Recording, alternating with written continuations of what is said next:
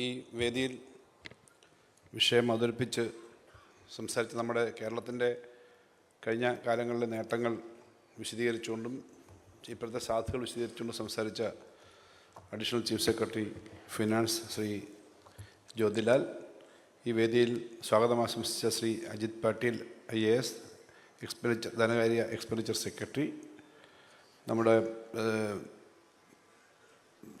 ധനകാര്യ resource secretary, നമ്മുടെ expenditure secretary Shri K Chandrakumar IAS. ഇന്നത്തെ ഈ ഒരു ദിവസം നീണ്ടു നിൽക്കുന്ന ഉച്ചയ്ക്കും രാവിലെയും നടക്കുന്ന ഈ സെഷനിൽ പ്രധാനമായിട്ടും നിങ്ങളുടെ ചർച്ചയും നമ്മുടെ ഈ മേഖല സംബന്ധിച്ചുള്ള വിദഗ്ധന്മാരുടെ സംഭാഷണവുമാണ് നമ്മൾ കേൾക്കാൻ ആഗ്രഹിക്കുന്നത്. അവരെല്ലാവരും ഇവിടെ എത്തിയിട്ടുണ്ട്.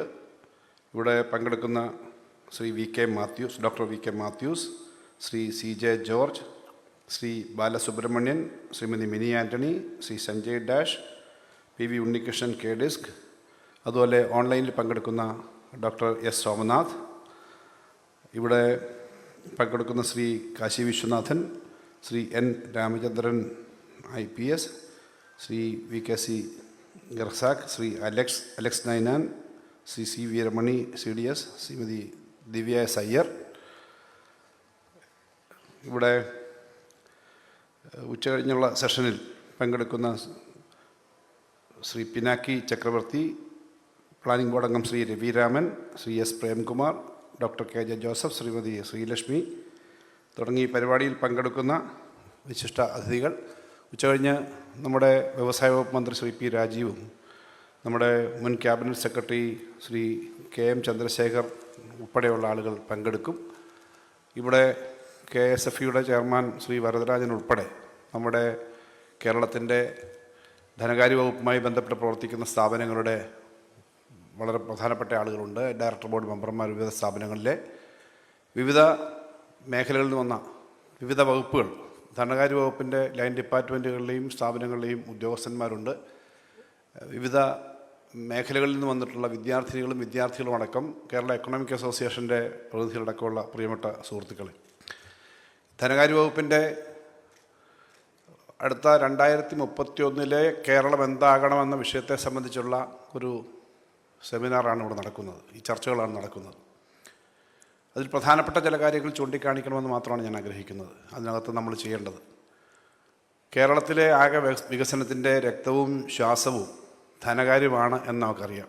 എല്ലാ വകുപ്പുകളും ചെയ്യുന്ന കാര്യങ്ങൾക്ക് ആവശ്യമായ റിസോഴ്സ് എത്തിക്കുക എന്നുള്ളതാണ് കലവറക്കാരൻ്റെ ജോലിയാണ് ധനകാര്യ വകുപ്പിൻ്റെ. പക്ഷേ കലവറക്കാരന് വാസ്തവത്തിൽ സാധനങ്ങൾ തികയാതെ വരുമ്പോൾ വിമർശനം കേൾക്കുകയും നല്ല ടേസ്റ്റ് ഉണ്ടെങ്കിൽ വിളമ്പുന്ന ആളുകൾക്ക് കിട്ടുകയും ചെയ്യുക എന്നുള്ളത് എപ്പോഴും സ്വാഭാവികമാണ്. പക്ഷേ ഈ കലവറ നല്ലതുപോലെ സൂക്ഷിക്കുക എന്നുള്ളത് ഏതൊരു നാടിൻ്റെയും പ്രത്യേകതയാണ്. ആ കലവറ എങ്ങനെ കൂടുതൽ നമുക്ക് മെച്ചപ്പെട്ട തരത്തിലേക്ക് വരുന്ന നാളുകളിൽ കൊണ്ടുപോകാൻ പറ്റും. കേരളത്തിൻ്റെ പ്രത്യേകതകളെപ്പറ്റി ഇവിടെ എടുത്ത് പറയുകയുണ്ടായി, ഞാൻ പറയേണ്ടതില്ല. എല്ലാ മേഖലയിലും നമുക്ക് നല്ല നേട്ടങ്ങൾ ഉണ്ടാക്കാൻ കഴിഞ്ഞിട്ടുണ്ട്. കേരള മോഡൽ എന്ന് പറഞ്ഞാൽ തന്നെ കേരളത്തിൻ്റെ വലിയ തോതിലുള്ള വെൽഫെയർ ആക്ടിവിറ്റീസാണ്, വികസന കാര്യങ്ങളാണ്. വിജ്ഞാന മേഖലയിലെ വെറും വെൽഫെയർ അല്ല, വിജ്ഞാന മേഖലയിലുള്ള വലിയ കുതിച്ചുചാട്ടമാണ്. ഇപ്പോൾ ആ വിജ്ഞാനത്തിൽ ഇൻവെസ്റ്റ് ചെയ്തതിൻ്റെ, വിജ്ഞാനം ഒരു മൂലധനം എന്ന നിലയിൽ ഇൻവെസ്റ്റ് ചെയ്തതിൻ്റെ ഗുണം നല്ലതുപോലെ കിട്ടിത്തുടങ്ങുന്ന അതിൻ്റെ കാര്യങ്ങൾ വന്നുകൊണ്ടിരിക്കുന്ന കാലമാണ്. ഒരാളെപ്പോലും പൊതുവികസനത്തിൽ നിന്ന് മാറ്റി നിർത്താതെ എല്ലാവരുടെയും കാര്യങ്ങൾ പരിഗണിക്കുന്ന നമ്മുടെ വികസന മോഡലാണ് കേരളത്തിൻ്റെ പ്രത്യേകത.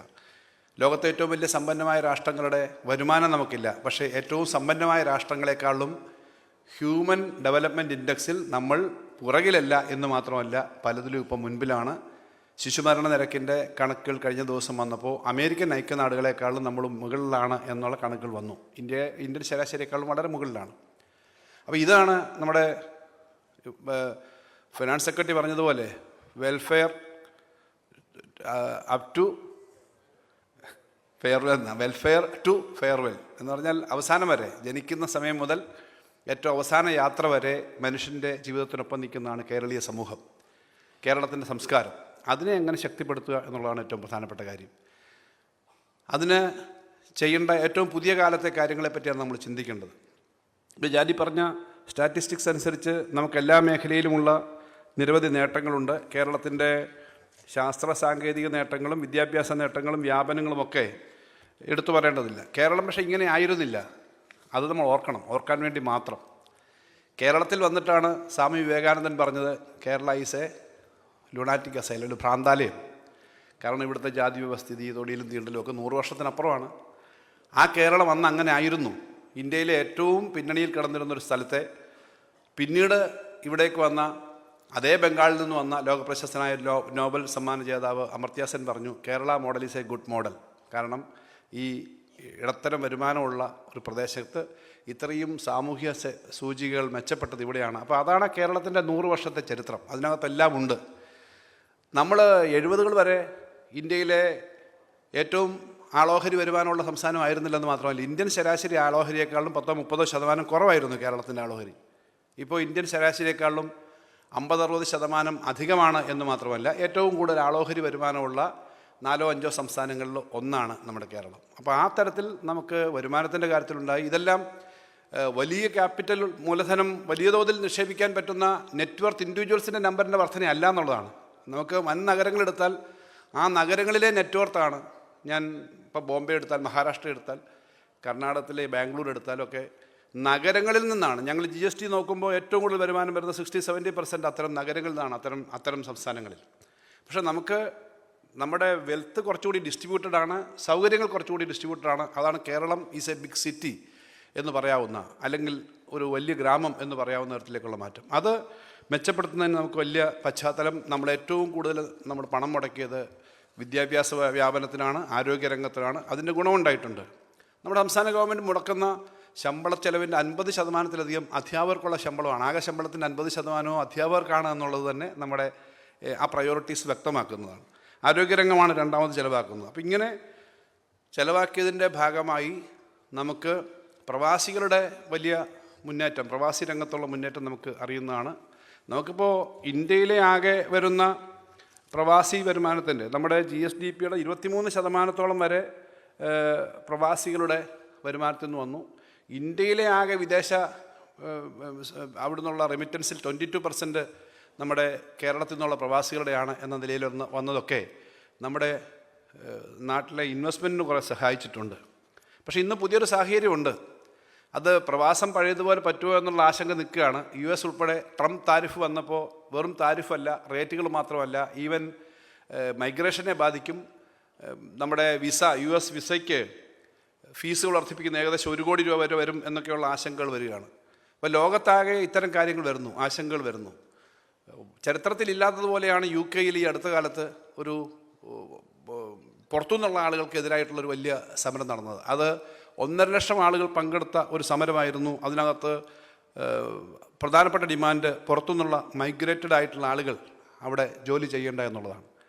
ആലോചിക്കണം, ഓർക്കണം, ഏറ്റവും വലിയ രാഷ്ട്രീയ എതിർപ്പുകൾ അവർക്ക് വരുമ്പോഴും പഴയ UK മറ്റ് രാജ്യങ്ങളിൽ നിന്ന് രാഷ്ട്രീയ അഭയം തേടി പഠിക്കാനും താമസിക്കാനും ആളുകൾ പൊയ്ക്കൊണ്ടിരുന്ന സ്ഥലമാണ് UK. കാൾ മാർക്സിൻ്റെ ജീവിതത്തിലെ ഏറ്റവും വലിയ കാലം. കമ്മ്യൂണിസ്റ്റുകാരെ UK അല്ലെങ്കിൽ ഇംഗ്ലണ്ട് ഗവൺമെൻറ് അനുകൂലം, പക്ഷേ അദ്ദേഹം അവിടെയാണ് താമസിച്ചത്. ഇതുപോലെ ഇപ്പോഴും ധാരാളം ആളുകൾ താമസിക്കുന്ന UK വളരെ അപൂർവമായി മാത്രമേ ഇത്തരം സംഭവം ഉണ്ടായിട്ടുള്ളൂ. ആ പുറത്തുനിന്ന് വന്ന് താമസിക്കുന്ന പ്രവാസികൾക്കെതിരെ എന്ന് പറഞ്ഞാൽ ഇന്ത്യക്കാർ മാത്രമല്ല, ലോകത്തെല്ലായിടത്തു നിന്നുള്ളവർ അവരുടെ ജോലി കൊണ്ടുവന്നു എന്നുള്ളതുകൊണ്ടാണ് UK ആ സമരം നടന്നത്.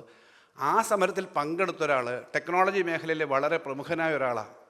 അദ്ദേഹം നേരിട്ട് പങ്കെടുത്തില്ല. ഇലോൺ മസ്ക് ഓൺലൈനായിട്ട് പ്രസംഗിച്ചു, നിങ്ങളുടെ ഈ സമരം വളരെ ന്യായമാണ്, ആളുകൾ പുറത്തേക്ക് പോകേണ്ടതാണ്. അപ്പോൾ അത് കാണിക്കുന്നൊരു കാര്യം എന്താ, വല്ലാത്തൊരു റീജിയണലിസം, ഗ്ലോബലൈസേഷൻ അല്ല. ഗ്ലോബലൈസേഷനൊക്കെ ടെക്നോളജിയും ടെക്നിക്കലിയും പറഞ്ഞു, പക്ഷേ അവരുടെ സാമ്പത്തിക കാര്യങ്ങൾക്ക് അത് പറ്റാതെ വരുമ്പോൾ there is A very sharp regionalism is developing in the world. So that is also A question of അല്ലെങ്കിൽ നമുക്കൊരു ഭാവിയെ സംബന്ധിച്ചൊരു വല്ലാത്ത ആശങ്ക ഉണ്ടാക്കേണ്ട ഒരു സ്ഥിതിയുണ്ട്. സോ നമ്മുടെ പ്രവാസികൾ ഉൾപ്പെടെ നമ്മുടെ ഡെമോഗ്രഫിയിൽ വരുന്ന പുതിയ മാറ്റങ്ങൾ ഉൾപ്പെടെ പരിശോധിച്ചുകൊണ്ട് ഇത് പ്രവാസികൾ പുറത്തേക്ക് പോകുന്നുണ്ടാകുമ്പോൾ നമ്മുടെ ജനസംഖ്യയിലും ഡെമോഗ്രഫിയിലും ഉണ്ടാകുന്ന ചില മാറ്റങ്ങളുണ്ട്, അതും സൂചിപ്പിക്കേണ്ടതുണ്ട് എന്നുള്ളതുകൊണ്ട് ഞാൻ പറഞ്ഞതേ ഉള്ളൂ. ആ സാഹചര്യം നമ്മൾ പുതിയ സാഹചര്യത്തിൽ നല്ലതുപോലെ നോക്കേണ്ടതുണ്ട്. അപ്പോൾ ഇത് നിലനിർത്തിക്കൊണ്ട് നമുക്ക് കൂടുതൽ മുന്നോട്ട് പോകണം. ഇങ്ങനെ മുന്നോട്ട് പോകുമ്പോൾ കേരളത്തിന് ഏതൊക്കെ മേഖലയിൽ എന്തൊക്കെയാണ് ചെയ്യാൻ കഴിഞ്ഞത് എന്നുള്ളതിനെപ്പറ്റി ഇവിടെ പറഞ്ഞു. ഇവിടെ ചെറിയൊരു ബുക്ക്ലെറ്റ്, ഒരു നോട്ട് നിങ്ങളുടെ എല്ലാം കയ്യിൽ വന്നിട്ടുള്ള രജിസ്ട്രേഷൻ്റെ ഒപ്പം തന്നിട്ടുണ്ട്.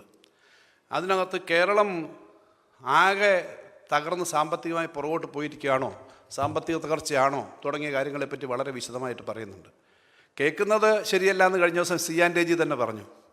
ഇവിടെ നേരത്തെ പ്രസൻറ്റേഷനിൽ പറഞ്ഞു കേരളം കടം വർദ്ധിക്കുന്ന സംസ്ഥാനങ്ങളിൽ ഏറ്റവും മുന്നിലല്ല, അപകടക്കെടിയിലല്ല എന്ന് മലയാളത്തിലെ ചില പ്രമുഖ പത്രങ്ങൾ തന്നെ റിപ്പോർട്ട് ചെയ്തു. ആദ്യം അവർ റിപ്പോർട്ട് ചെയ്തു നവകേരള കടം, കേരളത്തിൻ്റെ പടം വരച്ചിട്ട് ഇത് മൊത്തം വെള്ളത്തിൽ മുങ്ങുന്നു.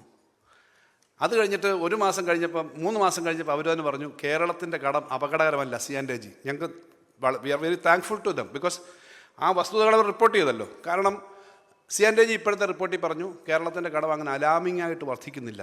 പക്ഷേ കടമുണ്ട്. ഇവിടെ പറഞ്ഞ കണക്കുകളോട് വെച്ച് വേണം എങ്ങനെയാണ് കേരളത്തിൻ്റെ സ്കോപ്പ്. ഇവിടെ ഫിനാൻസിൻ്റെ രംഗത്തെ എക്സ്പെർട്സ് ഉണ്ട്, ബിസിനസ് രംഗത്തെ എക്സ്പെർട്സ് ഉണ്ട്. നമുക്കിപ്പോൾ ആകെയുള്ള സ്ഥിതി ഇവിടെ പറഞ്ഞല്ലോ. ആകെ ഇന്ത്യ ഗവൺമെൻറ്റിൻ്റെ മൊത്തം കണക്കെടുക്കുമ്പോൾ 15ാം ഫിനാൻസ് കമ്മീഷൻ പറഞ്ഞൊരു കണക്കുണ്ട്. നിങ്ങളുടെ രാജ്യത്തെ ആകെ ചെലവിൻ്റെ ഏകദേശം 65% ചെലവാക്കുന്ന 63% ചെലവാക്കുന്നത് സംസ്ഥാനങ്ങളാണ്. So the financial burden is with the states. And out of the total revenue, around 63% is collected by the union. This has happened after the GST introduction.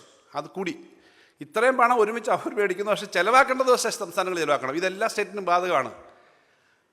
ആ ഒരു സ്ഥിതിയിലേക്ക് വന്നിരിക്കുന്നതെന്ന് മാത്രമല്ല, ഇപ്പോൾ സംസ്ഥാനങ്ങളുടെ ആകെ ഫിനാൻഷ്യൽ റൈറ്റ്സ് എന്ന് പറഞ്ഞാൽ പെട്രോള്, ഡീസല്, മദ്യം, ഇതേ നമുക്ക് കൂട്ടാൻ പറ്റുള്ളൂ. ബാക്കിയൊന്നും ടാക്സ് ചെയ്യാൻ പറ്റില്ല. ബാക്കിയൊക്കെ വളരെ മൈക്രോ ചെറിയ സാധനങ്ങളാണ്. ഇപ്പോൾ ആശുപത്രി പോകുന്ന കാർഡിന് പണം കൂട്ടിയിട്ട് വല്ലതും അഡ്മിഷൻ കാർഡിന് മേടിക്കാൻ പറ്റുമോ? അപ്പോൾ ഇത് മേടിക്കാൻ പറ്റുന്നില്ല. അവിടെയാണ് GST വരുമ്പോൾ ഈ അടുത്തിടയ്ക്ക് GSTയുടെ റേറ്റ്, ഞാൻ അതിനൊന്നും സമയം എടുക്കുന്നില്ല കാരണം ഫിസ്ക്കൽ ഫെഡറലിസം വേറെ സെഷൻ തന്നെയുണ്ട്. RNR GST നടപ്പിലാക്കുന്ന സമയത്ത് ഇന്ത്യയിലെ RNR 14% മേളിലായിരുന്നു. 100 രൂപയുടെ സാധനം മേടിച്ചാൽ ഒരു സ്റ്റേറ്റിന് ടാക്സ് കിട്ടുന്നത് 14 രൂപ മേളിലായിരുന്നു. ഇത് അക്സെപ്റ്റ് ചെയ്തുകൊണ്ടാണ് GST നമ്മൾ ഒപ്പിട്ടത്. ഒരു കാര്യം കൂടി പറഞ്ഞു, മുന്നോട്ട് പോകുമ്പോൾ അന്ന് ഇന്ത്യയിലുണ്ടായിരുന്ന average growth per annum was 14%. ചില സംസ്ഥാനങ്ങൾക്ക് 14, 15, 16 ഉണ്ടായിരുന്നു. പക്ഷേ 14% ഇയർ ടു ഇയർ ഇൻക്രീസ് തരാം എന്നുള്ള കണ്ടീഷനാണ്. പക്ഷേ 2 സമയത്ത് GSTയുടെ റേറ്റ് കുറച്ചു. ഇപ്പോൾ GST കൗൺസിലാണ്. നമ്മുടെ സംസ്ഥാന ഗവൺമെൻറ്റുകൾക്ക് അവർക്ക് പങ്കാളിത്തമുണ്ടെങ്കിലും കേന്ദ്ര ഗവൺമെൻറ്റാണ് തീരുമാനിക്കാൻ പറ്റുക. നേരത്തെ 2019 കുറച്ചതിൻ്റെ ഭാഗമായി 178 ഐറ്റങ്ങൾ കുറച്ചു കഴിഞ്ഞപ്പോൾ ഞങ്ങളൊരു പഠനം നടത്തിയപ്പോൾ അത് വ്യക്തികൾക്ക് കിട്ടുന്ന കസ്റ്റമർമാർക്ക് ഈ വില കുറഞ്ഞിട്ടില്ല. The benefit of tax reduction has gone to big manufacturers. That was the study held by our department. And recently more than 450 items ഈ റേറ്റ് റിവിഷൻ വന്നു. ഞങ്ങൾ റേറ്റ് റിവിഷനെതിരെ ഒന്നും പറഞ്ഞില്ല. 8 സംസ്ഥാനങ്ങൾ പ്രത്യേകം ഞങ്ങൾ യോഗം കൂടിയിട്ട് പറഞ്ഞു yes rate revision can be there, നിങ്ങൾ റീസ്ട്രക്ചർ ചെയ്തോളൂ. But 2 things you have to ensure. One, the rate cut, the benefit should go to the common consumer. Around 2 lakh crores കുറവ് വരുമെന്നാണ് ഞങ്ങൾ കിട്ടിയ പല കണക്കുകളുണ്ട്. 45,000 മുതൽ ഞങ്ങളുടെ ഒരു കണക്ക് ഇതാണ്. കേരളത്തിന് 8,000 crores to 10,000 crores per annum നമുക്കിപ്പോൾ കിട്ടിക്കുന്ന GSTP കുറയും, നമ്മുടെ GST കുറയും. എല്ലാ സ്റ്റേറ്റിനും ഈ പ്രശ്നമുണ്ട്. GST കൗൺസിൽ യോഗത്തിന് മുമ്പ് കൂടിയ ഗ്രൂപ്പ് ഓഫ് മിനിസ്റ്റേഴ്സിൻ്റെ യോഗത്തിൽ മിക്കവാറും സ്റ്റേറ്റുകൾ ഈ ആശങ്ക പറഞ്ഞു, പ്രത്യേക സപ്പോർട്ട് വേണമെന്ന് പറഞ്ഞു. അപ്പം ഞങ്ങൾ പറഞ്ഞു ഈ നഷ്ടം വരുമ്പം ആ GST നഷ്ടം കോമ്പൻസേറ്റ് ചെയ്യണം സ്റ്റേറ്റുകൾ. അതിന് ചില പ്രൊവിഷൻസ് ഉണ്ട്, ഫണ്ടുണ്ട്. ഈ 2 കാര്യം ഞങ്ങൾ പറഞ്ഞുള്ളൂ. പക്ഷേ അത് നടന്നില്ല. അപ്പോൾ ഫർദർ ഈ വർഷം തന്നെ ഒരു 5,000 crores റിഡക്ഷൻ വരും. ആനുവലി 10,000 crores നഷ്ടം വരും. ഇങ്ങനൊരു സ്ഥിതിയിലാണ് ഫിസ്ക്കൽ സിറ്റുവേഷൻ. കേരളത്തിന് ഒരു കാര്യം കൂടി പറയാതെ പോകാൻ പറ്റില്ല. കേരളത്തിന് 10th ഫിനാൻസ് കമ്മീഷൻ്റെ സമയത്ത് ടോട്ടൽ കേന്ദ്ര ഗവൺമെൻറ് താഴോട്ട് കൊടുക്കുന്ന പണം ഓരോ സമയത്തും അവർ തീരുമാനിക്കാറുണ്ട് ഫിനാൻസ് കമ്മീഷൻ. ഇപ്പോൾ ഫിനാൻസ് കമ്മീഷൻ്റെ 15th ഫിനാൻസ് കമ്മീഷൻ്റെ നിർദ്ദേശം ആകെ ഇന്ത്യ ഗവൺമെൻറ് കിട്ടുന്നതിൻ്റെ 41% താഴോട്ട് കൊടുക്കണം. അതിൻ്റെ ഫോർമുലയുണ്ട്. ഈ കൊടുക്കുന്ന തുകയിൽ കേരളത്തിന് ഇപ്പോൾ കിട്ടുന്നത് 1.92% ആണ്. എന്ന് പറഞ്ഞാൽ 100 രൂപ താഴോട്ട് കൊടുക്കുമ്പോൾ 1 രൂപ 90 പൈസ കിട്ടും. പക്ഷേ തൊട്ട് മുമ്പ് അത് 2.5 രൂപയായിരുന്നു. അതിനു മുമ്പ് അത് 3 രൂപ 80 പൈസയായിരുന്നു. എന്ന് പറഞ്ഞാൽ 10ാം ധനകാര്യ കമ്മീഷൻ്റെ സമയത്ത് 3 രൂപ 80 പൈസ കിട്ടിക്കൊണ്ടിരിക്കുന്നത് ഈ വർഷം കിട്ടുന്നത് 1 രൂപ 92 പൈസയേ ഉള്ളൂ. എന്ന് പറഞ്ഞാൽ പൈസയുടെ കണക്ക് ഞാൻ പറയുമ്പോൾ വളരെ ചെറുതാണ്. ഈ 1 രൂപ 92 പൈസ വെച്ച് ഈ വർഷം ഞങ്ങൾക്ക് കിട്ടിയത് കറണ്ട് ഇയറിൽ ഞങ്ങൾക്ക് കിട്ടുന്നത് 27,000 കോടി രൂപയാണ്. ഈ 27,000 കോടി രൂപയ്ക്ക് പകരം അതിൻ്റെ ഇരട്ടി 54,000 കോടി കിട്ടേണ്ടതാണ് 10th ഫിനാൻസ് കമ്മീഷൻ്റെ കണക്കനുസരിച്ച്. കാരണം ഇത് ക്രൈറ്റീരിയ പലതും മാറ്റിയിട്ടാണ് കുറഞ്ഞു വരുന്നത്. അപ്പോൾ ആ ഒരു കുറവുണ്ട്. GST ആകെ കിട്ടിക്കൊള്ളുന്ന നികുതി വരുമാനം GST ആണ്. അത് പഴയ സെയിൽ ടാക്സ്. നേരത്തെ നിങ്ങളൊരു ചായ കുടിക്കുമ്പോൾ സംസ്ഥാന ഗവൺമെൻറ്റിന് 1 രൂപ ടാക്സ് കിട്ടുമായിരുന്നെങ്കിൽ now the tax is going 50 paisa to the centre and 50 paisa to the state. Earlier it was totally to the state government. ഇതെല്ലാം സ്റ്റേറ്റിനെയും ബാധിക്കുന്നത്. അപ്പോൾ ഈ ഫിസ്ക്കൽ ഫെഡറലിസത്തിൻ്റെ ക്വസ്റ്റ്യൻ വളരെ സീരിയസ് ആണ്. ഇതിനൊപ്പമാണ് ബോറോയിങ്. 2017 വരെ നമ്മുടെ ജീവനക്കാർ ധാരാളം ആളുകളുണ്ട്. ഇവർ PF പണം ഇട്ട് കഴിഞ്ഞാൽ അത് ബോറോയിങ് ആയിട്ട് കണക്ക് കൂട്ടത്തില്ല. ഇപ്പോൾ ട്രഷറി കിടക്കുന്ന PF ട്രഷറി കിടക്കുന്ന ഏത് പണവും സംസ്ഥാനത്തിൻ്റെ കടമായിട്ട് കൂട്ടും. അങ്ങനെ ഉള്ള സ്പേസ് കുറച്ചു. രണ്ടാമത് കിഫ്ബിയും പെൻഷൻ കമ്പനി നമ്മൾ രൂപീകരിച്ചതാണ്. കാരണം കിഫ്ബി ഒരു കുറേയേറെ നമുക്ക് ഇൻവെസ്റ്റ് ചെയ്യാൻ പറ്റുന്ന ഒരു കമ്പനി പോലൊരു സംവിധാനമാണ്. ഒരു ഫിനാൻഷ്യൽ ആക്ടിവിറ്റി നടത്താവുന്ന വലിയ തോതിൽ ഡെവലപ്മെൻറ്റ് പ്ലാൻ ചെയ്തതാണ്. ആ കിഫ്ബി വഴി നമ്മൾ ഏകദേശം 1 ലക്ഷം കോടി രൂപയുടെ നിർമ്മാണ പ്രവർത്തനങ്ങളാണ് ഇപ്പോൾ നടക്കുന്നത്. NH കൊടുത്ത പണം ഉൾപ്പെടെ കിഫ്ബി വഴിയാണ് നമ്മൾ മാനേജ് ചെയ്തത്. ഇപ്പോൾ ആ കിഫ്ബി വഴി എടുത്ത കടം മുഴുവനും സംസ്ഥാനത്തിൻ്റെ കടമായിട്ട് കണക്കാക്കി കിഫ്ബിയുടെ ആ ലിവറേജും പോയി, പെൻഷൻ കമ്പനിയുടെ ലിവറേജും പോയി. ഇത് രണ്ടും നമ്മൾ കൊടുത്തു തീർക്കുന്നതാണ്. ആ ലിവറേജ് പോയതിൻ്റെ ഭാഗമായിട്ട് എന്താ, ഇപ്പോൾ whatever we are spending around 10,000 crores if we are spending in this year, it is coming out of the state budget. That space is also squeezed. So ഇത്രയും വലിയ വെട്ടിക്കുറവ് വരുന്ന സമയത്താണ് നമ്മൾ കാര്യങ്ങൾ നടത്തിക്കൊണ്ട് പോകുന്നത്. നേരത്തെ ഫിനാൻസ് സെക്രട്ടറി പറഞ്ഞൊരു കാര്യമുണ്ട്. കഴിഞ്ഞ 10 ഗവൺമെൻറ്റുകളുടെ കണക്കെടുത്താൽ ഓരോ 5 വർഷവും സംസ്ഥാനത്തിൻ്റെ ബോറോയിങ് 90% to 100% ഇൻക്രീസ് ചെയ്യും. കാരണം ഇൻഫ്ലേഷനൊക്കെ അങ്ങനെ ഉണ്ട്. എടുക്കുന്നതിൻ്റെ കണക്കുണ്ട്. നമുക്ക് 1 ലക്ഷം രൂപ വരുമാനമുള്ള ഒരാൾക്ക് 3% എടുക്കാവൂ കടം. നിങ്ങൾ വീട് ലോണിൽ അതിനേക്കാളും കൂടുതൽ എടുക്കുന്നില്ല ഓരോ വർഷവും. 1 ലക്ഷം രൂപ GSDP ഉള്ള സ്റ്റേറ്റിന് 3% പറ്റൂ. 1 ലക്ഷം രൂപ ആകെ GSDP ഉള്ള സ്റ്റേറ്റിന് മാക്സിമം 30% എടുക്കാൻ പറ്റും ആകെ കടം. ഈ കടത്തിനകത്ത് എടുത്തുകൊണ്ടിരിക്കുന്നതിനകത്തും വെട്ടിക്കുറച്ചിട്ട് വന്നതാണ്. ഉമ്മൻചാണ്ടി VS ഗവൺമെൻറ്റിൻ്റെ സമയത്തുനിന്ന് അന്നത്തെ അവസാനത്തെ വർഷം 80,000 കോടിയായിരുന്നു, 86,000 കോടിയായിരുന്നു സ്റ്റേറ്റിൻ്റെ ആകെ കടം. ഉമ്മൻചാണ്ടി ഗവൺമെൻറ് 5 വർഷം കഴിഞ്ഞപ്പോൾ അത് 1,56,000 കോടിയായി. ഉമ്മൻചാണ്ടി ഗവൺമെൻറ് 5 വർഷം കഴിഞ്ഞിട്ട് തോമസ് ഐസക് ഫിനാൻസ് മിനിസ്റ്ററായിരുന്നു, 1ാം പിണറായി സർക്കാർ വന്നു. അതിൻ്റെ 5 വർഷം കഴിഞ്ഞപ്പോൾ അത് അതിൻ്റെ ഇരട്ടിയായിട്ട് 3,56,000 കോടിയായെന്നാണ് എൻ്റെ ഓർമ്മ. അത് സാധാരണഗതിയിൽ 2,96,000 കോടിയാണ്. അത് എല്ലാം 90% അടുത്താണ് ഇൻക്രീസ്. ഇപ്പോൾ വരുമ്പോൾ അത് 6 ലക്ഷം കോടി ആവേണ്ടതാണ്. അത് അദ്ദേഹം നേരത്തെ പറഞ്ഞ്. അത് ഈ ഫിനാൻഷ്യൽ ഇയറോടെ കഴിയുമ്പോൾ 5 വർഷം പൂർത്തീകരിക്കുമ്പം 4,70,000 കോടി ആവത്തുള്ളൂ. വി.കെ. മാത്യൂസ് അദ്ദേഹം കൈയടിക്കുന്നുണ്ട്. പക്ഷേ 1,25,000 കോടി over the 5 years was cut. That means കേരളത്തിൻ്റെ സ്റ്റേറ്റ് ഗവൺമെൻറ്റിൻ്റെ ഇനി DA കുറച്ച് കൊടുക്കാറുണ്ടെന്നൊക്കെയാണ് ആകെ ഉള്ള ഒരു ബാധ്യതയുള്ളത്. അതുകൊണ്ടെന്ന് ഞാൻ എപ്പോഴും പറയാറുണ്ട്, എല്ലാ കടം കൂടി കൊടുത്തു തീർക്കാൻ 30,000 crores മാത്രമേ മാക്സിമം ഔട്ട്സ്റ്റാൻഡിങ് കാണൂ. അവിടെയാണ് ഒരു വർഷം ഏകദേശം 50,000 കോടി രൂപ വെച്ച് നമ്മുടെ സംസ്ഥാനത്തിന് കുറഞ്ഞിട്ടുണ്ട്. ഞാൻ പറഞ്ഞു borrowing plus divisive pool from tax. ഒരു വർഷം 50,000 കോടി വെച്ച് കുറഞ്ഞാൽ 2,50,000 in 5 years ഈസ് റെഡ്യൂസ്ഡ്. അത് എത്രത്തോളം നമുക്ക് കൂടുതൽ ഇൻവെസ്റ്റ് ചെയ്യാമായിരുന്നു എന്നുള്ളതാണ് ഏറ്റവും പ്രധാനപ്പെട്ട. ഫിനാൻസ് സംബന്ധിച്ച് സംസാരിക്കുമ്പോൾ എത്രയോ മേഖലകളിൽ നമുക്ക് പുതുതായിട്ട് ചെയ്യാമായിരുന്നു എന്നുള്ളതാണ് ഏറ്റവും പ്രധാനപ്പെട്ട കാര്യം. അത് ഞാൻ പറഞ്ഞത് ന്യായമായി ലഭിക്കേണ്ടതാണ്. അതുകൊണ്ട് ഇവിടെ എല്ലാവരും അംഗീകരിക്കുമെന്ന് വിചാരിക്കുന്നു. ഫിനാൻഷ്യലി ഈ സാഹചര്യത്തിൽ നമ്മൾ കൺട്രോൾ ചെയ്തിട്ട് ഇമ്പ്രൂവ് ചെയ്തു എന്ന് പറയുന്നത് ഓഫ് കോഴ്സ് ഇൻവെസ്റ്റ് ചെയ്യാൻ വരുന്നവർക്കൊരു നല്ല കാര്യമാണ്. അപ്പോൾ അങ്ങനെ നമ്മൾ ഈ കാര്യങ്ങൾ ചെയ്താണ് ഫിനാൻസിൻ്റെ സ്ഥിതി പോകുന്നത്. അത് എങ്ങനെ ഇനി കൂടുതൽ മെച്ചപ്പെടാം? ഒന്നാമത്തെ കാര്യം പറയാം, ധാരാളം എന്താണ് വിഷൻ എന്ന് പറയുമ്പോൾ നമുക്ക് തമിഴ്നാട്, കേരളം, കർണാടകം, മറ്റ് സ്റ്റേറ്റുകളൊക്കെ നോക്കുമ്പം കേരളത്തിന് കഴിഞ്ഞ വർഷമൊക്കെ ഞങ്ങൾ വളരെ ബുദ്ധിമുട്ടിയ ഒരു സ്റ്റാഗ്നേഷൻ എന്ന് ഞാൻ പറയുന്നില്ലെങ്കിലും ഗ്രോത്ത് കുറഞ്ഞു. പക്ഷേ ഇപ്പം ഈ കഴിഞ്ഞ ലാസ്റ്റ് ഫിനാൻഷ്യൽ ഇയറിൽ ഓൾ ഇന്ത്യ ഗ്രോത്തിനേക്കാൾ അല്പം കൂടി ഇമ്പ്രൂവ് ചെയ്തു. യഥാർത്ഥത്തിൽ ഏത് സ്റ്റേറ്റ് ഗവൺമെൻറ്റിനും ഏത് നാഷണൽ ഗവൺമെൻറ്റുകൾക്കും അവരുടെ ഗ്രോത്തിൻ്റെ, ഇപ്പോൾ പിനാക്കിയെ പോലെയുള്ള ആളുകളോട് സംസാരിക്കും. രവിരാമനുമുണ്ട്. ലോകത്തെ ആകെ എക്കോണമി നോക്കുമ്പോൾ പബ്ലിക് സ്പെൻഡിങ് അല്ലെങ്കിൽ public finance plays a very important role in the development of any country.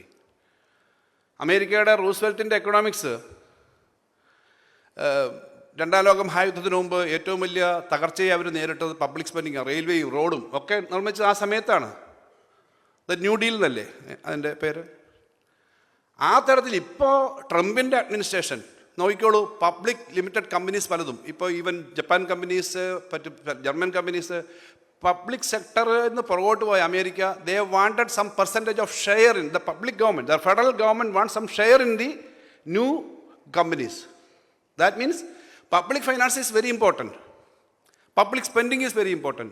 And if Kerala was very negatively affected by reducing our investment of 250,000 crores in 5 years, means നമ്മുടെ GSDP-യിലെ വളർച്ചയിൽ ഒരു 4-5 ലക്ഷം കോടി രൂപ ഒരു വർഷം കുറഞ്ഞിട്ടുണ്ടാവും. So this is a question for the future of Kerala. There should be a united movement. ഭരണപക്ഷവും പ്രതിപക്ഷവും ഉണ്ടാവും, media ഉണ്ട്, ബിസിനസ്സുകാരുണ്ട്, വ്യത്യസ്ത അഭിപ്രായം ഉണ്ടാകും. പക്ഷേ for Kerala the investment should come, public finance should come, government, central government, union governments നമുക്ക് കിട്ടേണ്ട ഏറ്റവും ന്യായമായ investment should come to the state. അതായിരിക്കണം ഒന്നാമത്തെ. അല്ലാതെ ബാക്കി എന്ത് ചെയ്താലും whatever you can do, we can do the activities in different areas. But ഈ ഫൈനാൻസിൻ്റെ കാര്യത്തിനകത്ത് ഗവൺമെൻറ്, യൂണിയൻ ഗവൺമെൻറ് സ്പെൻഡിങ് വളരെ പ്രധാനമാണ്, സ്റ്റേറ്റ് ഗവൺമെൻറ് സ്പെൻഡിങ് വളരെ പ്രധാനമാണ്. നമ്മൾ കുറച്ച് അഡ്വാൻസ് ചെയ്തു പോയി. Because you have all the schools, you have all the hospitals, you have good roads, then no need to give you. നിങ്ങൾ നല്ലതുപോലെ ഓടുന്നൊരു കുട്ടിയായതുകൊണ്ട് നിങ്ങൾക്ക് 200 മീറ്റർ ഓടണം എന്ന് പറഞ്ഞിട്ട് കാര്യമില്ല.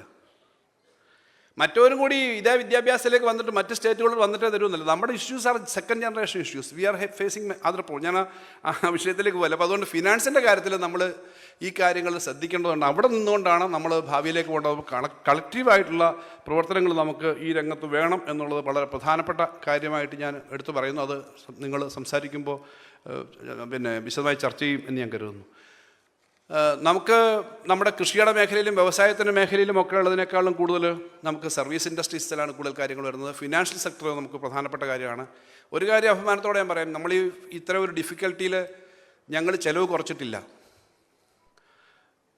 നേരത്തെ ഇവിടെ 10 വർഷം മുമ്പ് 9 വർഷം മുമ്പുണ്ടായിരുന്ന ടോട്ടൽ സ്റ്റേറ്റിൻ്റെ സ്പെൻഡിങ് 1 ലക്ഷം കോടിയായിരുന്നു.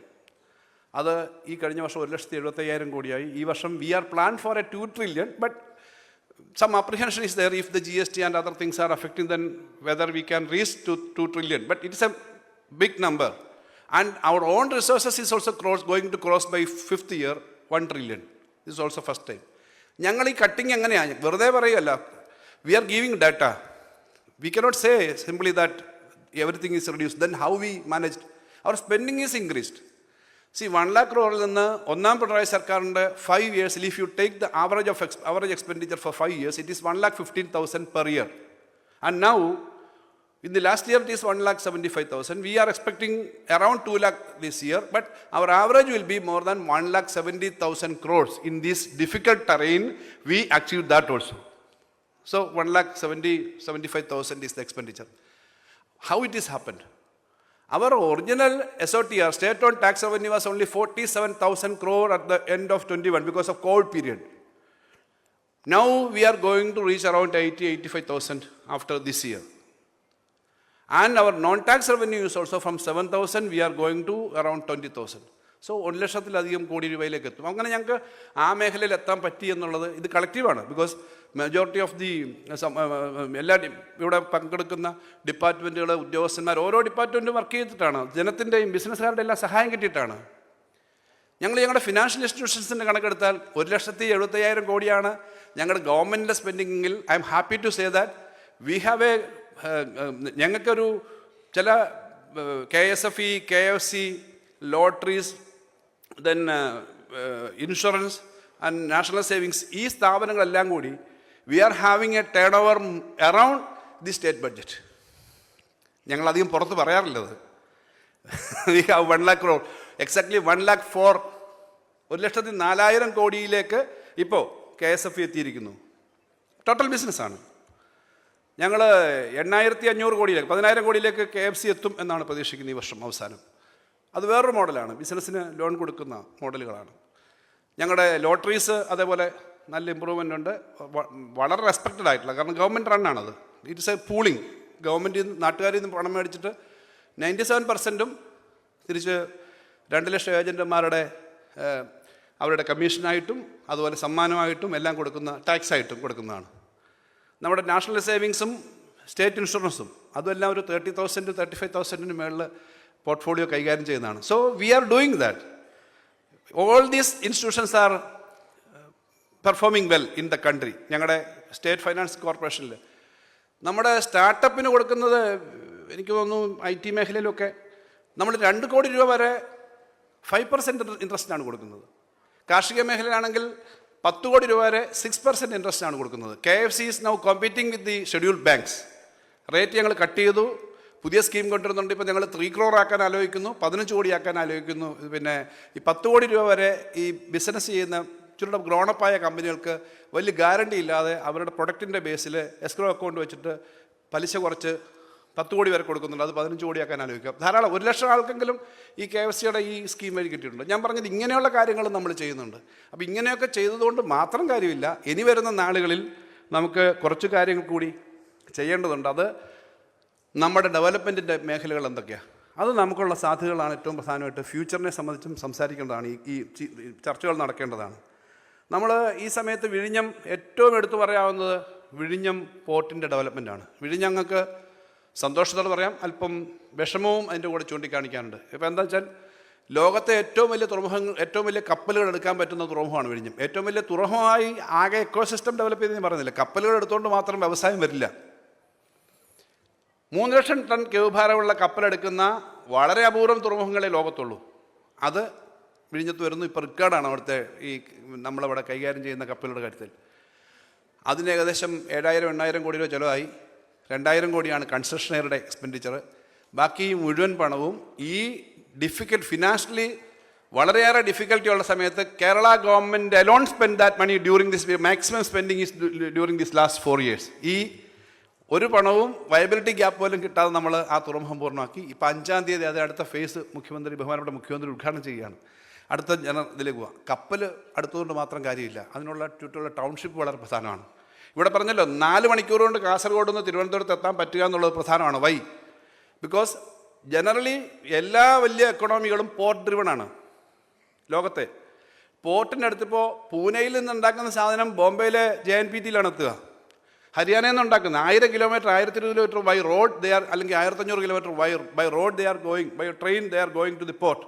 ദെൻ ഇതിനെ ലോഡ് ചെയ്തിട്ട് then that ship, small ships have to go to Colombo or Singapore or any other big ports. Then they are reloading it and it goes to the particular country. ഇവിടെ പോർട്ടിൻ്റെ Kochi port develop ചെയ്യുന്ന ഡിഫിക്കൽറ്റിയൊക്കെ നേരിട്ട് ഒത്തിരി അനുഭവിച്ച പഴയ port ചെയർമാനുണ്ട്. അതിന് പകരം ഇവിടെ container terminal വന്നത് ആ സമയത്താണ്. പക്ഷേ അവിടെയും വരുന്നത് 70,000-അപ്പുറമുള്ള ടണ്ണുള്ള കപ്പൽ വരില്ല. 3 ലക്ഷം ടണ്ണുള്ള കപ്പൽ വിഴിഞ്ഞത്ത് വരും. അവിടുന്ന് ഒരു പ്രാവശ്യം ലോഡ് ചെയ്താൽ പിന്നെ നേരെ ഡെസ്റ്റിനേഷൻ കൺട്രീസിലേക്ക് പോകുമല്ലോ. സോ പോർട്ട് ചുറ്റുപാടുമുള്ള പലതരത്തിലുള്ള പ്രൊഡക്ഷൻ സെൻറ്റേഴ്സിന് വലിയ സാധ്യതയുണ്ട്. അതെങ്ങനെ ചെയ്യാൻ പറ്റുമെന്നുള്ളത് പ്രശ്നമാണ്. അതത് വകുപ്പുകൾ ചെയ്യുന്നുണ്ട്. അതൊരു പ്രധാനപ്പെട്ട എക്കണോമിക് ഡെവലപ്മെൻ്റ് ആയിരിക്കും. അതുകൊണ്ട് 700 കിലോമീറ്റർ അകലെയുള്ള Kasaragod is not far away from വിഴിഞ്ഞം. Because from Haryana, from Chandigarh they have to travel 1,500 kilometers, 2,000 kilometers to Bombay or Gujarat for loading their things. So 800 kilometers is not a far away. So entire Kerala or surrounding part can be a very good developed thing for the port development, port-based development. പക്ഷേ early ബേഡ്സിനെ benefit കിട്ടും. കേരളം എത്രയും പെട്ടെന്ന് പൂർത്തീകരിച്ചില്ലെങ്കിൽ മറ്റുള്ളവർക്കും ആ benefit കിട്ടും. So we have to develop that in a very fast way. അതാണ് ഏറ്റവും പ്രധാനപ്പെട്ട കാര്യം. അതിനകത്ത് വരാവുന്ന ധാരാളം വ്യവസായങ്ങളുണ്ട്. ഞാൻ അതിൻ്റെ പുറത്തുനിന്ന് കൊണ്ടുവരുന്ന സാധനങ്ങൾ ഇവിടെ ഇറക്കി ചെയ്തിട്ട് വീണ്ടും അതിനെ വാല്യൂ ആഡഡ് ആയിട്ട് അയക്കുന്ന അടക്കമുള്ള പല കാര്യങ്ങൾ ഈ പോർട്ടിലുണ്ട്. ആ കാര്യങ്ങൾ നമുക്ക് നന്നായി ചെയ്യാൻ പറ്റും. പ്രത്യേകിച്ച് നമുക്കിപ്പം ഈ പൊല്യൂട്ടിംഗ് അല്ലാത്ത ഇലക്ട്രോണിക് ബേസ്ഡ് ആയിട്ടുള്ള സാധാരണ കാര്യങ്ങളൊക്കെ ഇപ്പം ITS ബേസ്ഡ് ആയിട്ട് തന്നെ ധാരാളം കാര്യങ്ങളുണ്ട്. ധാരാളം നമുക്ക് പറ്റുന്ന ടെക്നോളജി അറിയാവുന്ന ധാരാളം ആളുകളുണ്ട്. കേരളത്തിൻ്റെ ഒരു പ്രത്യേകത, ഈ പുറത്തു പോകുന്ന ആളുകൾ പലതും ഇവിടെ നേരത്തെ പറഞ്ഞു നഗരങ്ങളിലെ ശ്വാസം മുട്ടലും ഒക്കെ ഒഴിവാക്കി നമ്മുടെ നാട്ടിലേക്ക് വരികയാണ്. മറ്റൊരു കാര്യം, നമ്മുടെ നാട്ടിൽ ഈ പ്രായമായ രക്ഷകർത്താക്കൾ ഒക്കെ മാത്രമായി ഒരുങ്ങുന്നു. നമ്മുടെ ഡെമോഗ്രഫി വരുന്ന മാറ്റം, ഇതൊക്കെ കൊണ്ട് തന്നെ ധാരാളമായി നമ്മുടെ ആളുകൾ നാട്ടിൽ നിന്നേ പറ്റൂ. ഈ പറഞ്ഞ പോർട്ട് മാത്രമല്ല, മറ്റ് ഇൻഡസ്ട്രിയും. ഇപ്പോൾ IT നമുക്ക് സാമാന്യം നല്ല ഡെവലപ്മെൻ്റ് ഉണ്ട്. ഏറ്റവും പ്രധാനപ്പെട്ട കാര്യം, കേരളത്തിലെ ഈ small village can be A hub for any kind of development. ഇപ്പോൾ ഈ ഞങ്ങൾ പിന്നെ IT സ്ഥാപനങ്ങൾ സുൽത്താൻ ബത്തേരിയിലുണ്ട്, ചാലക്കുടിയിലുണ്ട്. ഇപ്പം എൻ്റെ മണ്ഡലമാണ് കൊട്ടാരക്കര. അപ്പോൾ സോഹോയുടെ campus they started there. So there a world famous company. So നമുക്ക് 100 കണക്കിന് സ്ഥാപനങ്ങൾ, ഓപ്പൺ അങ്ങനെയൊക്കെയുള്ള പിന്നെ ഫിൻടെക്കിൻ്റെ രംഗത്തൊക്കെയുള്ള കമ്പനികൾ, പല കമ്പനികളും നമ്മുടെ റീജിയണലായിട്ടുള്ള സിറ്റീസിൽ വരുന്നുണ്ട്. എല്ലായിടത്തും നമുക്ക് പറ്റുന്ന ആളുകളുണ്ടെന്നുള്ളത് കൊണ്ടാണ്. അപ്പോൾ അത് നമ്മുടെ ഒരു മോഡലായിട്ട് എത്താൻ പറ്റും. അതിനൊക്കെ കുറച്ചുകൂടി കാര്യങ്ങൾ സഹായിക്കാവുന്ന ആളുകൾ ഇവിടെ തന്നെ പങ്കെടുക്കുന്നുണ്ട്. അതൊരു വലിയ മോഡലാണ്. അപ്പോൾ അത്തരം ആളുകളെ നമുക്ക് നന്നായി ഉപയോഗിക്കാൻ പറ്റും. നമ്മുടെ നോളജ് ബേസ്ഡ് ആയിട്ടുള്ള എക്കണോമിയെ ഡെവലപ്പ് ചെയ്യാൻ ഞാൻ നേരത്തെ കിഫ്ബി പറഞ്ഞതുപോലെ KDISC നമുക്ക് നന്നായി പ്രവർത്തിക്കുന്നുണ്ട്. KDISCിൻ്റെ കുറച്ച് ഇനിഷ്യേറ്റീവ് ആ രംഗത്ത് ഇന്നോവേറ്റീവ് ആയിട്ടുള്ള കാര്യങ്ങൾ കണ്ടെത്താൻ അതിന് കുറച്ചുകൂടി സപ്പോർട്ട് ചെയ്യാനുള്ള സംവിധാനമുണ്ട്. അപ്പോൾ ഇത് നമുക്ക് നന്നായിട്ട് പ്ലാൻ ചെയ്യാൻ പറ്റും. അപ്പോൾ വിഴിഞ്ഞം എന്ന് പറയുന്നത് ഒരു പ്രധാനപ്പെട്ട കാര്യമാണ്. രണ്ടാമത്തത് അതിനെ കൂടി ക്ലബ് ചെയ്തിട്ട് നോളജ് ബേസ്ഡ് എക്കണോമിയാണ്. അതെന്തൊക്കെ ചെയ്യാൻ പറ്റും. നമ്മൾ വിചാരിക്കുന്നതിനപ്പുറമുള്ള സാധ്യതകളാണ്. നാട്ടും പുറത്തുള്ളവരൊക്കെ വേൾഡ് ഫേമസ് ആളുകളായിട്ട് മാറുന്നു. കഴിഞ്ഞ ദിവസം ഞങ്ങൾ കേരളത്തിലെ ആദ്യത്തെ ഈ വർക്ക് നിയർ ഹോം എന്ന് പറഞ്ഞൊരു സംവിധാനം ഇപ്പോൾ കൊണ്ടുവന്നു. അത് കുറേ സ്ഥലത്ത് കൊണ്ടുവരുന്നുണ്ട്. ആദ്യം അത് കംപ്ലീറ്റ് ചെയ്യുന്നത് കൊട്ടാരക്കര. കാരണം അവിടെ BSNLൻ്റെ ഒരു സ്ഥലം അവർ വാടകയ്ക്ക് കൊടുക്കാനുള്ള സ്ഥലം കിട്ടിയതുകൊണ്ട് ഒരു 10,000 സ്ക്വയർ ഫീറ്റ് അവിടെ ഡെവലപ്പ് ചെയ്യുന്നു. 150 പേർക്ക് വർക്ക് ചെയ്യാം. അപ്പോൾ അവിടെ വർക്ക് ചെയ്യാൻ പറ്റുന്ന ആളുകളെ, ചെറിയ സ്റ്റാർട്ടപ്പ് അങ്ങനെയുള്ളവരെ വിളിച്ച്, വലിയ ആളുകൾ അങ്ങോട്ട് പെട്ടെന്ന് വരുമോ എന്നുള്ള സംശയമുള്ളതുകൊണ്ടാണ്. അപ്പോൾ ഈ സോഹോ വന്നതുകൊണ്ട് കുറേ കമ്പനികൾ അവിടെ ഉണ്ട്. അപ്പോൾ അവിടെ വിളിച്ചപ്പോൾ അന്ന് ഞാൻ പരിചയപ്പെട്ട ഒരു സ്ഥാപനം, അവിടെ ഇതിന് വന്നതല്ല, വാസ്തവത്തിൽ അവർ IT മേഖലയുള്ളവരല്ല, പക്ഷേ ചായക്കാരി എന്ന് പറഞ്ഞ് കട നടത്തുന്ന തിരുവനന്തപുരത്ത് ടെക്നോ പാർക്കിൻ്റെ അടുത്തൊക്കെ നടത്തുന്നൊരു ചെറുപ്പക്കാരാണ്, ആങ്ങളെയും പെങ്ങളുമാണ്. അവരിപ്പോൾ ആലോചിക്കുന്നത് ഞങ്ങൾക്ക് ഈ സാധനം പുറത്തൊക്കെ ആരോപിക്കും, നല്ല ഡിമാൻഡ്. ഇപ്പോൾ ഓൺലൈനൊക്കെ ഉള്ളതുകൊണ്ട് ഞങ്ങളിത് മെൽബോണിൽ ഒരെണ്ണം തുടങ്ങാൻ പോകുന്നു, വേറൊരിടത്ത് തുടങ്ങാൻ പോകുന്നതാണ്. ഏത് നമ്മുടെ നാട്ടിൽ ഇഡ്ഡലി ഉണ്ടാക്കുന്ന സ്പെഷ്യൽ അവരുടെ ആ റെസിപ്പിയൊക്കെ വെച്ചിട്ടാണ്. ഞാൻ പറഞ്ഞത് people are thinking globally, living here but they are thinking globally. അപ്പോൾ ഓൺലൈനായിട്ട് എന്നോട് പറഞ്ഞു, അത് കഴിഞ്ഞപ്പോൾ എന്നോട് പറഞ്ഞു, ഞങ്ങൾ ഈ ഇങ്ങനൊരു പുതിയ ഇനിഷ്യേറ്റീവ് ഉള്ള ആളെന്ന് വിളിച്ചുള്ളൂ, IT വിചാരിച്ചില്ല, എനിക്ക് ഒരു 5 സീറ്റ് വേണം അവിടെ. കാരണം ഞങ്ങൾ ഈ പിന്നെ e-commerce ആരംഭിക്കാൻ ആലോചിക്കുന്നുണ്ട്, അതുകൊണ്ട് 5 സീറ്റ് ഞങ്ങളവിടെ വരാം എന്ന് പറഞ്ഞാൽ പ്രതീക്ഷിച്ചല്ല. ധാരാളം ആളുകൾ ഇങ്ങനെ നാട്ടിൻപുറത്ത് ചെയ്യാനും ഒക്കെ വരുന്നു. അപ്പം വർക്ക് നിയർ ഹോം എന്ന് പറയുന്നത് പ്രധാനപ്പെട്ട കാര്യം. നമ്മുടെ നാട്ടിലെ പല ആളുകളും വിദേശത്ത് ജോലി വരുന്നുണ്ട്. ഇപ്പം അച്ഛനും അമ്മയും പ്രായമായതുകൊണ്ട് നാട്ടിൽ വരുന്നു, ഫാമിലി വെയിലായതുകൊണ്ട് മക്കളും ഒക്കെ ആകുമ്പോഴത്തേക്ക് നാട്ടിൽ തന്നെ, ദൂരെ പോയി വർക്ക് ചെയ്യാൻ പറ്റില്ല, താമസിക്കാൻ പറ്റില്ല. പക്ഷേ അവർക്ക് കോഴിക്കോട്ടോ കൊട്ടാരക്കരയോ കോട്ടയത്തോ പാലായിലോ ഒക്കെ തൊട്ടടുത്തേക്ക് പോയി വർക്ക് ചെയ്യാൻ പോയിട്ട് വരാൻ പറ്റുന്ന ഒരു 20-30 കിലോമീറ്റർ അടുത്താണെങ്കിൽ ചെയ്യാൻ പറ്റുന്ന ധാരാളം സാധ്യതയുണ്ട്. അത് നന്നായി ടാപ്പ് ചെയ്യാൻ പറ്റുന്നു കേരളത്തിന്. അതാണ് ഞാൻ നേരത്തെ പറഞ്ഞത്.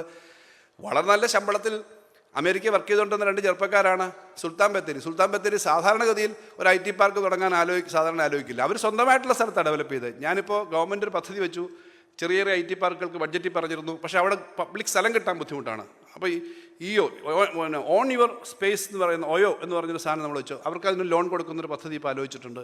അപ്പോൾ ഇത്തരം കാര്യങ്ങൾ നമുക്ക് വരാൻ പറ്റും. നമ്മുടെ നോളജ് ബേസ്ഡ് എക്കണോമി എല്ലാ മേഖലയിലും, അത് not only about IT or ITES or particular infrastructure, even for food industry കേരളയ്ക്ക് വളരെ വലിയ സാധ്യതയുള്ള പല മേഖലയുണ്ട്. We can think about for the future. അതൊരു പ്രധാനപ്പെട്ട മേഖലയാണ്. നമുക്ക് അഗ്രികൾച്ചറിൻ്റെ മേഖലയിൽ പഴയതിനേക്കാളും മാറി ചിന്തിക്കേണ്ട പലതുമുണ്ട്. നമുക്കതിൻ്റെ ഡെവലപ്മെൻറ്റ് വേണ്ടത്ര വന്നിട്ടില്ല. ഞാൻ ഒരു കാര്യം മാത്രം പറയുന്നു, വിവാദമായതാണ് നേരത്തെ, നമ്മുടെ പ്ലാന്റേഷനുകൾ ലാൻഡ് റിഫോംസിൻ്റെ പരിധിയിലാണ്, പക്ഷേ അതൊരു ഇൻഡസ്ട്രിയാണ്. ഞാൻ പറയുന്നത് ആ സ്പേസിൽ ഇൻഡസ്ട്രിയൽ പർപ്പസിന് വേണ്ടി വ്യവസായങ്ങൾ ഉണ്ടാക്കണമെന്നല്ല. ഇപ്പോൾ ഫ്രൂട്ട്സ്, വളരെയേറെ വില കിട്ടുന്ന ഫ്രൂട്ട്സ് ഉണ്ട്. 200 വർഷം മുമ്പ് വന്ന റബ്ബറിനോട് മാത്രം നമുക്കെന്തോ വികാരപരമായ ബന്ധമുണ്ട്, പറങ്കമാവിനോട് മാത്രം വികാരപരമായ ബന്ധമുണ്ടെന്ന് പറഞ്ഞിട്ട് കാര്യമില്ല. പുതിയ തരത്തിലുള്ള അവക്കാടയോ പിന്നെ റംബൂട്ടാനോ, ഈവൻ ഡ്രാഗൺ ഫ്രൂട്ടൊക്കെ ഒരു ഏക്കറിൽ നിന്ന് 2 ലക്ഷം രൂപയ്ക്കും 3 ലക്ഷം രൂപയ്ക്കും അടുത്ത് കിട്ടുന്നതാണ്. ഐ പേഴ്സണലി വിസിറ്റ് ആൻഡ് പിന്നെ ഞാൻ കർഷക സംഘത്തിൻ്റെ ഒരു സംഘടനയുടെ പ്രവർത്തകൻ കൂടിയായിരുന്നു നേരത്തെ. കൃഷി ഉള്ള താല്പര്യമുള്ള ഒരാളെന്നതിൽ ഇത്തരം സ്ഥലങ്ങൾ കാണാൻ പോയിട്ട് ഞാൻ പറയുന്നത്, അവിടെയൊക്കെ ഇതുപോലെ കൃഷി പറ്റും. ഇതുപോലെ ഏറ്റവും കൂടുതൽ എക്സ്പോർട്ടുള്ള സാധനമാണ് ഈ കട്ട് ഫ്ലവേഴ്സും കട്ട് ലീവ്സും. നമ്മുടെ ഇതുപോലൊക്കെയുള്ള സാധനം വെക്കുന്നതിന് അത് വലിയൊരു മാർക്കറ്റാണ്. ഇതൊക്കെ എന്തുകൊണ്ട് നമുക്ക് നമ്മുടെ സ്ഥലത്ത് ചെയ്തുകൂടാം?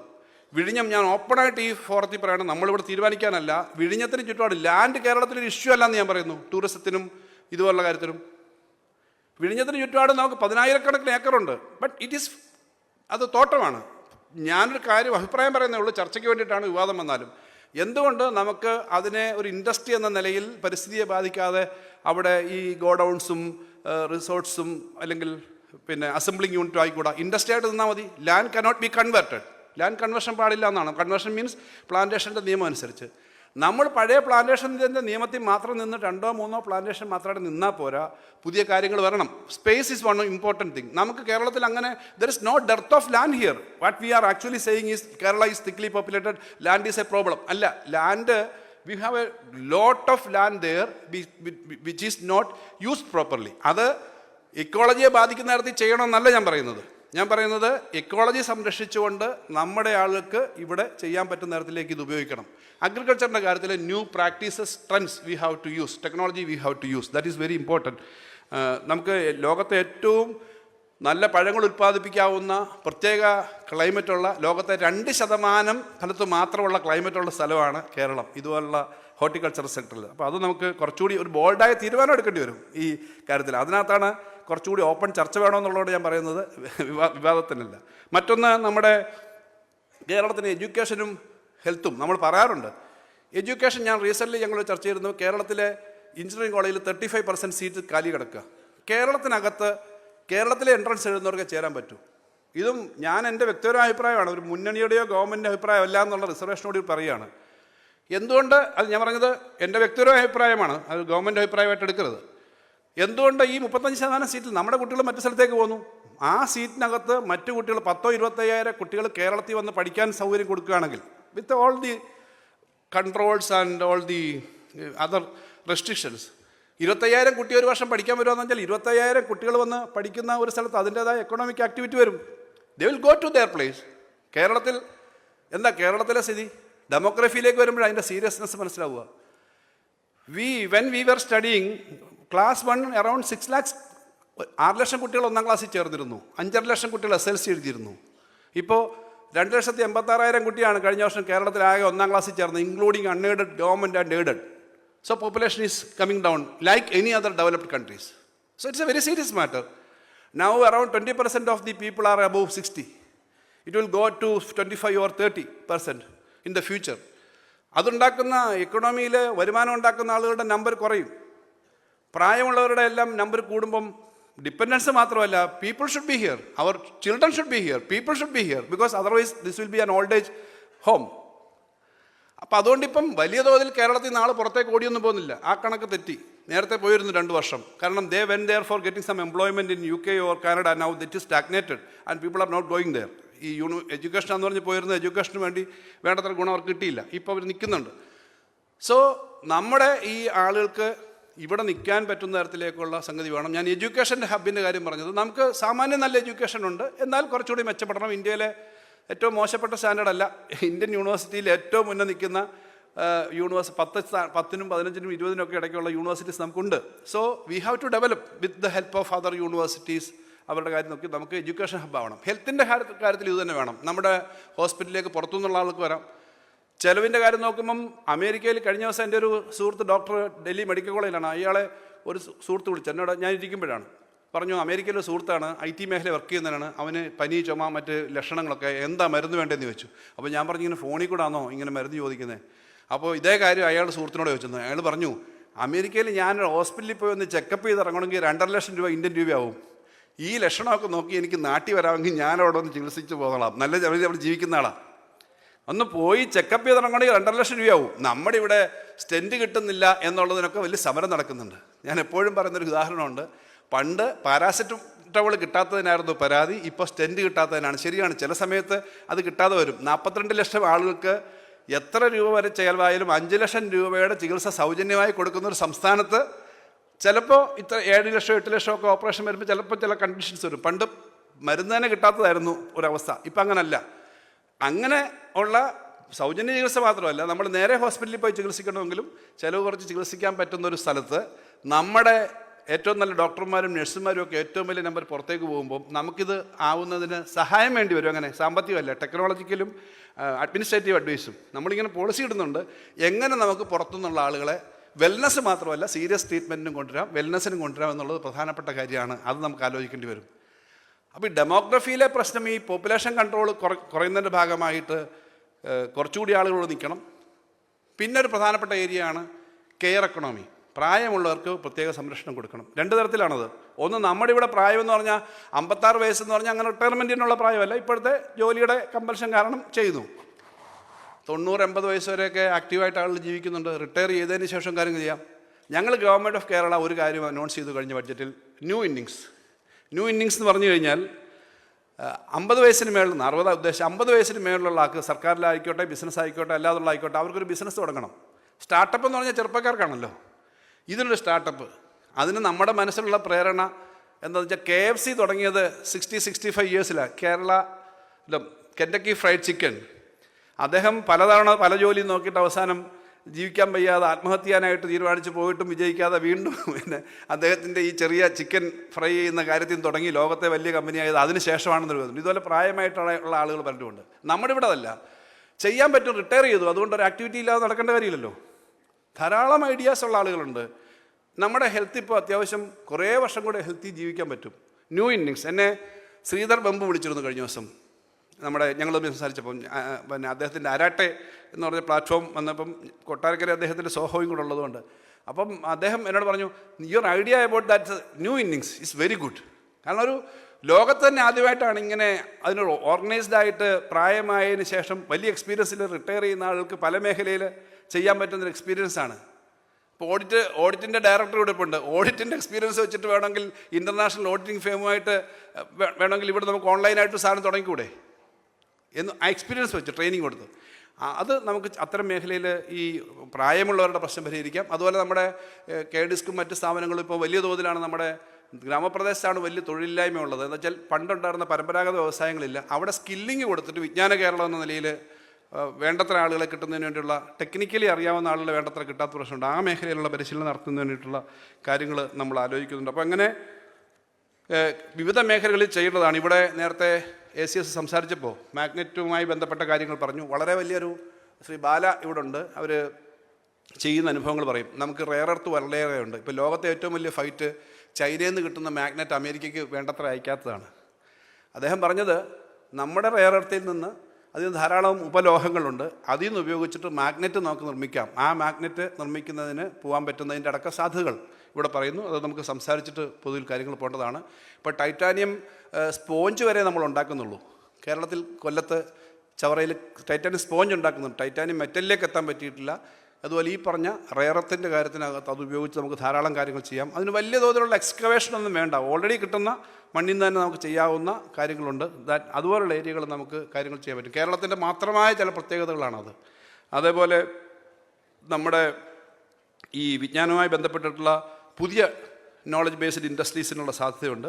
നമ്മൾ ഈ കൊച്ചിൻ, ബാംഗ്ലൂർ, മംഗലാപുരം, കൊല്ലം, തിരുവനന്തപുരം, കൊല്ലം, പിന്നെ കണ്ണൂർ തുടങ്ങി IT പാർക്കിൻ്റെയും ഡെവലപ്മെൻറ്റ് മേഖലയ്ക്കൊക്കെയുള്ള സ്കീംസ് വെച്ചിട്ടുണ്ട്. അപ്പോൾ അതിനകത്തൊക്കെ ഈ കാര്യങ്ങൾ നമുക്ക് നല്ലതുപോലെ ചെയ്യാൻ കഴിയേണ്ടതുണ്ട്. അപ്പോൾ ഇങ്ങനെ നമുക്ക് ഓരോ മേഖലയിലും ചെയ്യാൻ പറ്റുന്ന കാര്യങ്ങൾ നമ്മുടെ നാട്ടിൽ ചെയ്യാൻ പറ്റുന്നത് എന്തൊക്കെയാണെന്നുള്ളതിനെപ്പറ്റി ഒരു ചർച്ച കൂടി കേരളത്തിൻ്റെ ഭാവിയെ സംബന്ധിച്ച് നടക്കുമ്പോൾ കാര്യമായിട്ട് നമുക്ക് നടത്തേണ്ടതുണ്ട്. ഇവിടെ ജിയോജിത്തിൻ്റെ ശ്രീ ജോർജ് അവരെല്ലാം ഉണ്ട്. ഞാൻ പറയുന്ന ഒരു പ്രശ്നം, കേരളത്തിൽ ഇപ്പോഴും നമ്മുടെ റിസോഴ്സസ് പൂൾ ചെയ്തിട്ട് ഇൻവെസ്റ്റ്മെൻറ്റിലേക്ക് പോകാൻ പറ്റുന്ന തരത്തിലേക്കുള്ള കാര്യങ്ങൾ വരണം. എങ്ങനെയാണ് എന്നുള്ളതിനെപ്പറ്റി എനിക്കറിയില്ല. ഉദാഹരണം ഞാൻ പറയാം. കേരളത്തിലെ വൻ കോൺട്രാക്ടർമാർ ഇപ്പോൾ വലിയ കമ്പനികളില്ല, വളരെ കുറച്ചുള്ളൂ. എല്ലാം ഒരാളെങ്കിലും 3-4 കമ്പനികളേ ഉള്ളൂ. അപ്പോൾ ഓരോ മേഖലയിലും നമ്മുടെ എക്സ്പെർട്ടൈസും ഇത് വാസ്തവത്തിൽ വൻകിട വർക്കുകൾ ചെയ്യാൻ പറ്റുന്ന കമ്പനികൾ, ഇതുപോലെ നമ്മുടെ ക്യാപിറ്റൽ മൊബിലൈസ് ചെയ്തിട്ട് നമുക്ക് ചെയ്യാൻ പറ്റുന്ന പബ്ലിക് ഇൻവെസ്റ്റ്മെൻറ്റ് തുടങ്ങിയ പല കാര്യങ്ങളിലും നമുക്ക് കേരളത്തിൽ വരണം. അതിനകത്ത് രാഷ്ട്രീയത്തിനതീതമായി നമുക്ക് ഏത് കാര്യത്തിനും ധാരാളം ചർച്ച ചെയ്യുന്നൊരു സമൂഹം എന്ന നിലയിൽ ആ ചർച്ചയൊക്കെ ഇനിയും തുടരാം. പക്ഷേ കേരളത്തിന് സാമ്പത്തികമായി കിട്ടേണ്ടത് കളക്റ്റീവായി നമ്മൾ ഫൈറ്റ് ചെയ്യണം. അതിനകത്ത് കേരളത്തിലെ ഇടതുപക്ഷം വലതുപക്ഷം BJP എന്നൊന്നും വ്യത്യാസം കാണരുതെന്നുള്ളതാണ് എൻ്റെ അഭിപ്രായം. കേരളത്തിന് കിട്ടേണ്ട resources we have to get it. Because very specifically we are saying about this is the data. We were getting this and now we are not getting this. So we have to get the eligible amount to the state. Public spending അതുപോലെ condition വെച്ചിട്ടുള്ള കേന്ദ്രത്തിൻ്റെ പല schemes ഉണ്ട്. നമുക്ക് സ്കൂളുകൾ പണിയാൻ പണം വേണ്ടല്ലോ, ആശുപത്രി പണിയാൻ പണം വേണ്ടല്ലോ. We want second generation issues because we are having a very huge number of old people, double the size of the all India pattern. നമ്മൾ 60-70 വയസ്സ് കഴിഞ്ഞു. How we will help them? Then we have a very huge number of pravasis, Gulf returnees, migrants, reverse migrants. അവരുടെ എങ്ങനെ 22% 22% of the total remittance of India is coming from the pravasis of Kerala.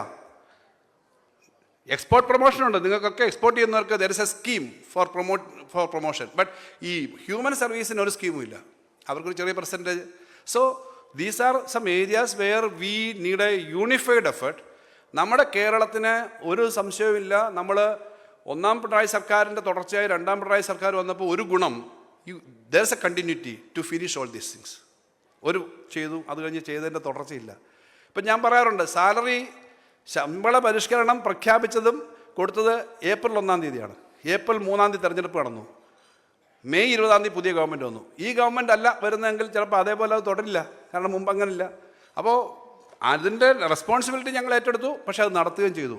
KIIFB ചെയ്ത കാര്യങ്ങൾ, മറ്റ് development, national highway മുതൽ എല്ലാ മേഖലയിലും അത് ഒരു കണ്ടിന്യൂറ്റി കിട്ടി എന്നുള്ളത് പ്ലാറ്റ്ഫോമിനെ ശക്തിപ്പെടുത്തി. ആ പ്ലാറ്റ്ഫോമിൽ നിന്ന് മുന്നോട്ട് പോകാൻ ശക്തിപ്പെടുത്തി. അത് കൂടുതൽ ശക്തിപ്പെട്ട് വരണം.